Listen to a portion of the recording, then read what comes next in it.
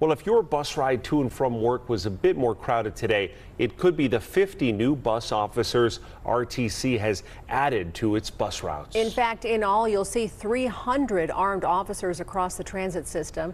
8 News Now investigator Kyle Payne took a ride on a route that some describe as one of the most dangerous in the valley.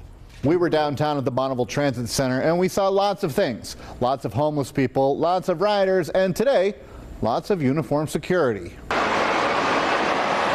To ride the RTC bus in Las Vegas is sometimes, though rare, a chance at fate, as evidenced by numerous stories the 8 News Now investigators have uncovered.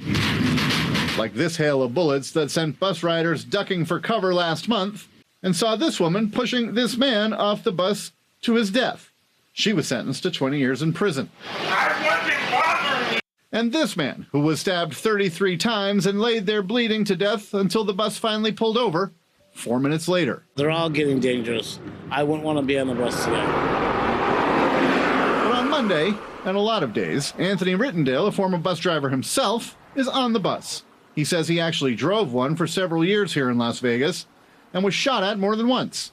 Rittendale says the increased number of officers, 300 in total, might help, because there are some dangerous routes with a lot of drivers looking for trouble and picking fights. Picking fights. But the 113's got the most dangerous route.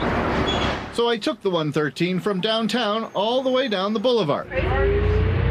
The bus was relatively full, but there were no security officers on board. Riders I sat with told me there most often aren't, but that if I stayed on long enough, one might pop his head in and take a picture.